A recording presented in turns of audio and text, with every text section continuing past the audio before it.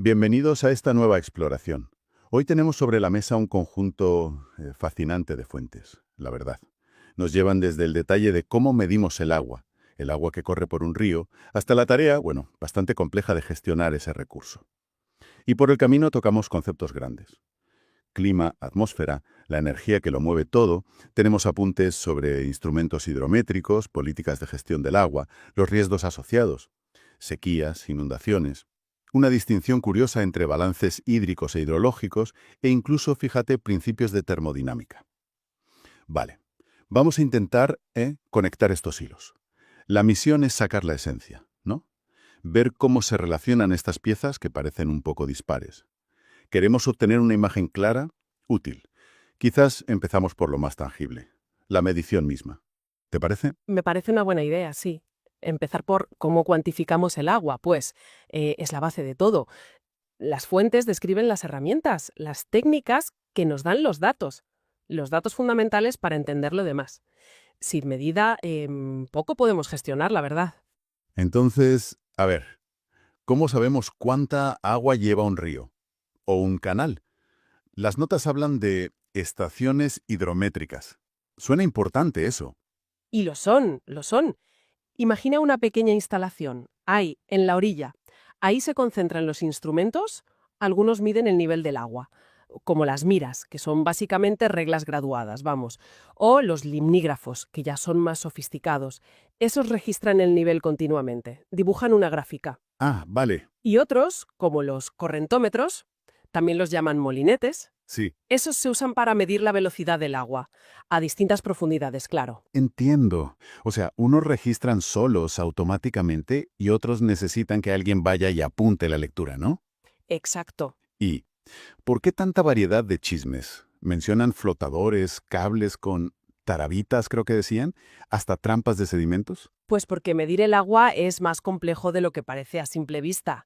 No basta solo con saber el nivel, ¿sabes? Necesitas la velocidad para calcular el caudal. El caudal es cuánta agua pasa por segundo, eso es lo clave. Claro. Los flotadores, o a veces se usan trazadores químicos, ayudan a medir esa velocidad en ciertas condiciones.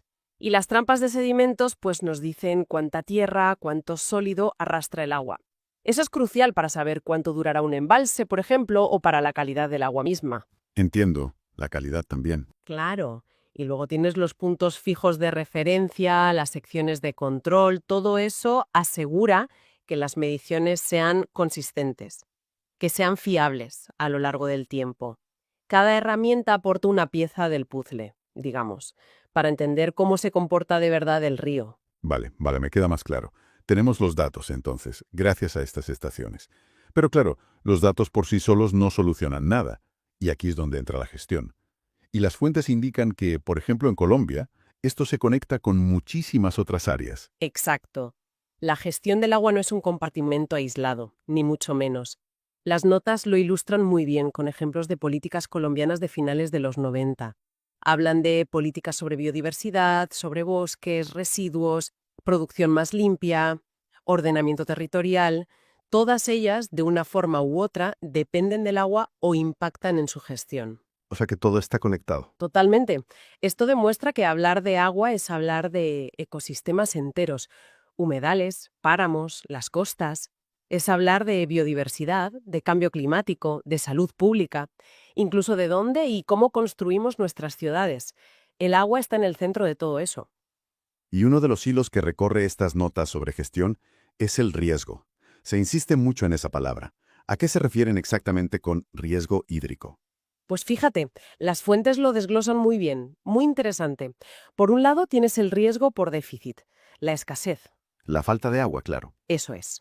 Y no solo significa restricciones para la gente en casa, golpea fuerte a la industria y de forma crítica a la generación de energía hidroeléctrica. Dependemos mucho de ella en algunos sitios. Curiosamente, aunque la agricultura es la que más agua consume en volumen, Sí, eso siempre se dice. mm, el impacto más agudo del déficit a menudo se siente más en el suministro a las ciudades y a la industria. Ya. Y la otra cara de la moneda, supongo, será el exceso. Efectivamente, el riesgo por exceso, las inundaciones, las crecidas torrenciales que arrasan con todo, los deslizamientos de tierra que a veces provocan las lluvias intensas.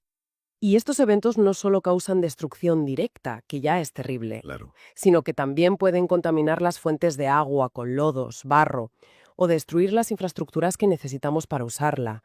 Imagina que se rompe una planta de tratamiento o las tuberías principales. Un desastre. Sí. Y además se mencionan riesgos más específicos, por contaminación, ya sea química o biológica. Y problemas que avanzan más lento, pero son igual de graves. La sequía prolongada, la desertificación. ¿Y qué causa todo esto? ¿Es solo el clima que está cambiando o hay más? El clima influye muchísimo, claro, no hay duda. Pero las fuentes señalan que a menudo se combina con otros factores. Hablan de cuencas hidrográficas deterioradas, por la deforestación, por ejemplo, o por malas prácticas agrícolas. También una demanda de agua que crece y crece, a veces sin mucha planificación. Ujú. Conflictos entre distintos usuarios, agricultores, industria, ciudades, todos queriendo la misma agua, que es limitada. Y, de forma importante, señalan una gestión del riesgo que a menudo se considera, bueno, insuficiente o muy reactiva. Eso que dices conecta con la idea de vulnerabilidad, ¿no?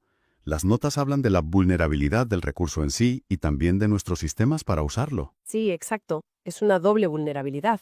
Por un lado, la de los propios sistemas hídricos, los ríos, los acuíferos, su capacidad para mantener su función ecológica, digamos, ante cambios, sobre todo climáticos. Y por otro lado está la vulnerabilidad de nuestros sistemas de abastecimiento, los acueductos, los embalses. Si la oferta de agua disminuye, nuestros sistemas son vulnerables. Y aquí es donde entran el niño y la niña, me imagino. De lleno. Al menos en la zona tropical, su influencia es decisiva. Las fuentes los vinculan directamente a episodios extremos. Sequías severas que han llegado a causar crisis energéticas por la falta de agua en las presas y también a grandes inundaciones. Mencionan ejemplos recurrentes en cuencas como la del río Magdalena en Colombia. Y mencionabas antes que la gestión de estos riesgos a menudo ha sido reactiva. ¿Puedes explicar eso un poco más? Sí, eso es lo que indican los documentos, que históricamente el enfoque principal ha sido responder después del desastre. O sea, reparar las tuberías rotas, reconstruir los muros de contención de los ríos, rehabilitar las zonas afectadas. Son acciones de recuperación, más que de prevención o de mitigación antes de que ocurra el problema. Comprendido. Vale, cambiemos un poco de tercio, aunque sigue relacionado con esto de cuantificar el agua. Las notas hacen una distinción entre balance hidrológico y balance hídrico. Suenan casi igual, pero parece que no son lo mismo. Correcto, es una distinción útil que aclaran las fuentes. El balance hidrológico es más bien una comparación a gran escala. Piensa en cuánta agua hay disponible en un lugar, un río, un pozo, frente a cuánta se necesita para un fin concreto, regar una zona, abastecer una ciudad. Es básicamente un cálculo de oferta versus demanda. Vale, oferta y demanda. ¿Y el balance hídrico entonces? El balance hídrico se describe como algo más detallado, casi como llevar la contabilidad de la humedad del suelo. Está muy enfocado sobre todo en la agricultura. Registra las entradas de agua, la lluvia, el riego, y las salidas, lo que se evapora del suelo, lo que beben las plantas y transpiran, lo que se filtra hacia abajo. Su objetivo es optimizar el riego, saber exactamente cuándo y cuánta agua necesitan las plantas. La idea es no desperdiciar ni una gota y usar el recurso de forma sostenible. Entiendo. Mucho más micro entonces. Volviendo al hidrológico, al de oferta versus demanda.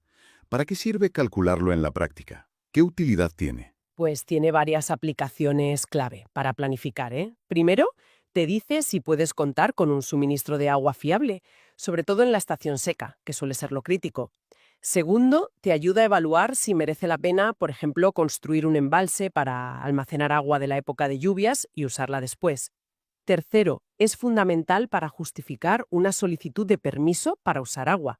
Ante las autoridades ambientales tienes que demostrar de dónde la vas a sacar y cuánta necesitas. Claro, necesitas datos objetivos. Exacto.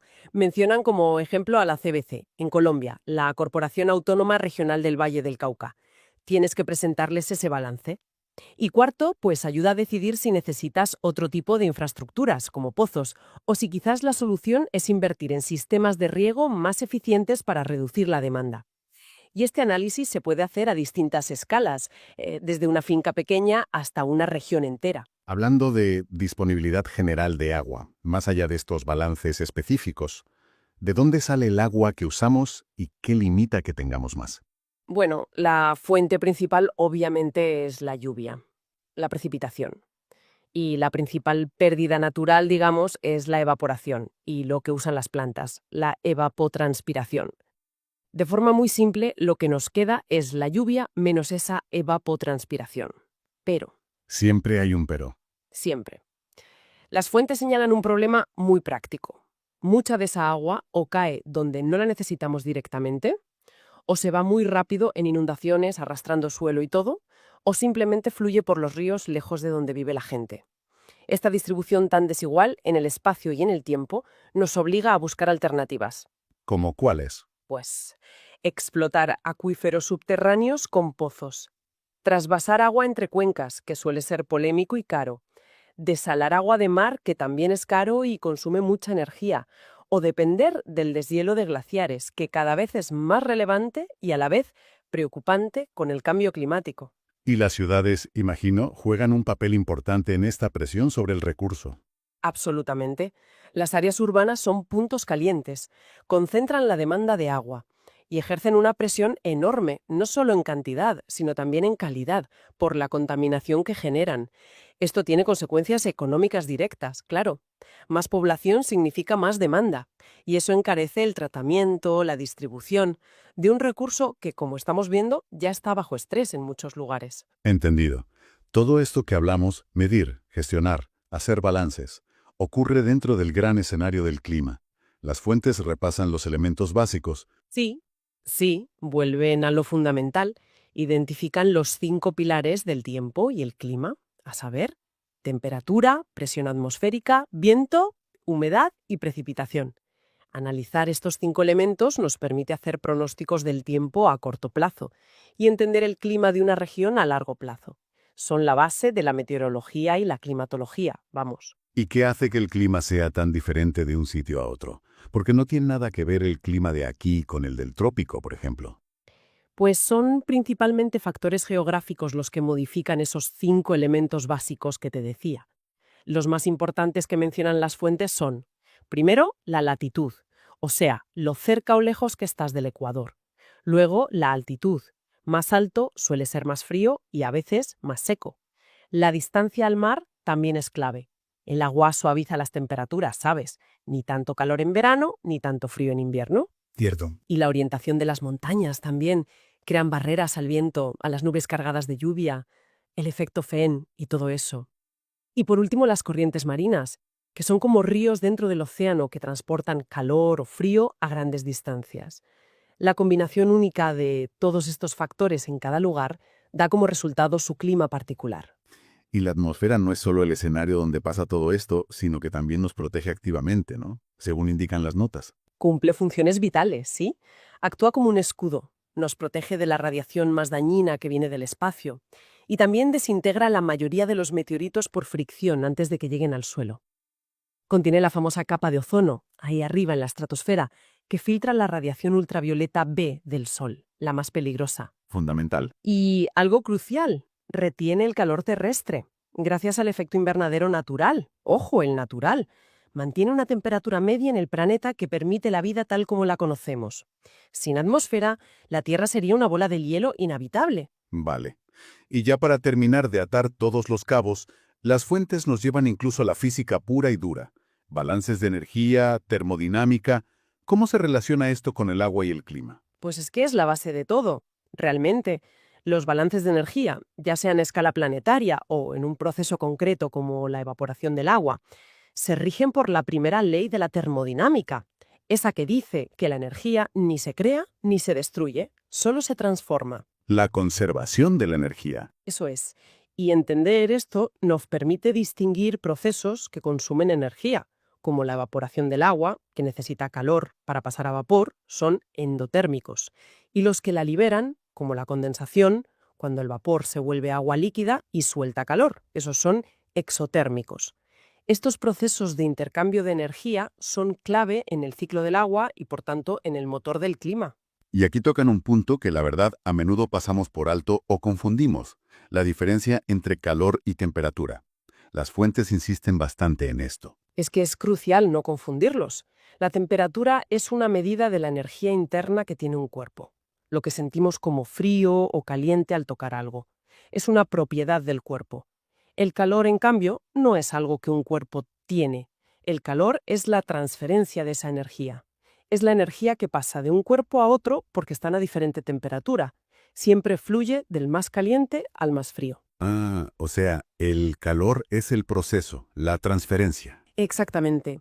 Entender esto es fundamental para comprender cómo se mueve la energía en la atmósfera, en los océanos, en el suelo y en el propio ciclo del agua. La evaporación es por transferencia de calor. La condensación libera calor. ¿Y cómo se mueve ese calor? Mencionan dos formas principales en las notas. Sí, describen la conducción, que es la transferencia de calor por contacto directo, molécula a molécula, digamos. Como cuando calientas un extremo de una barra de metal y el calor llega al otro. Los metales conducen bien el calor, el aire o el plástico mal, son aislantes. Vale. Y la otra forma es la radiación, que es la transferencia de calor a través de ondas electromagnéticas, como la luz o las ondas infrarrojas. El calor del Sol nos llega así, a través del vacío del espacio. No necesita contacto ni un medio material. Cualquier cuerpo con temperatura emite radiación. Y si un cuerpo está más caliente que otro, le transfiere calor por radiación. Ambos mecanismos, conducción y radiación, son fundamentales para distribuir la energía por el planeta y, por tanto, para mover el clima y el ciclo hidrológico. La verdad es que hemos hecho un recorrido intenso, ¿eh? Desde la precisión casi milimétrica de medir el agua en una estación hidrométrica hasta los retos enormes de gestionar ese recurso ante riesgos súper complejos, influidos por el clima, por fenómenos como el Niño. Hemos visto cómo intentamos contabilizar el agua disponible con esos balances, el hídrico, el hidrológico, y cómo todo esto se apoya al final en la física más fundamental de la energía y el calor, y todo bajo la protección de nuestra atmósfera. Después de todo esto, ¿cuál dirías que es la gran conclusión? ¿Qué es lo que emerge de conectar todas estas piezas? Pues yo creo que lo que resalta con más fuerza es la profunda interconexión de todo. Es imposible separar las piezas. No puedes entender bien la gestión del agua sin tener una medición precisa. No puedes entender los riesgos sin considerar la variabilidad del clima y también la presión humana sobre el sistema. No puedes entender el clima sin la física básica de la energía y sin el papel clave de la atmósfera. Y el ciclo del agua es como el gran conector que une todo esto. Comprender estas conexiones, desde el dato concreto que te da un caudalímetro hasta el impacto global del Niño, pasando por algo tan básico como la diferencia entre calor y temperatura, es absolutamente esencial. Esencial si queremos una gestión del agua que sea de verdad sostenible y, sobre todo, capaz de adaptarse. Adaptarse a un futuro que seguramente traerá más demanda y posiblemente un clima más extremo. Resiliencia, que se dice ahora. Y esto nos deja pensando, ¿no? Porque si, como indican las fuentes, hemos tendido a gestionar el riesgo hídrico reaccionando después del golpe, ¿no? Reconstruyendo lo que se ha dañado. Y sabiendo que la presión sobre el agua va a más y que los eventos extremos también parece que van a más, la pregunta es, ¿cómo podríamos usar esa medición más precisa, esa comprensión más profunda de los balances a escala local, todo eso que hemos hablado? ¿Cómo podríamos usarlo para diseñar estrategias de adaptación que sean de verdad proactivas, que se anticipen? ¿Podemos ir más allá de la simple reconstrucción y pasar a una anticipación inteligente, usando mejor todo este conocimiento? Bueno, ahí queda esa reflexión para darle unas vueltas. Con esto concluimos nuestra exploración de hoy.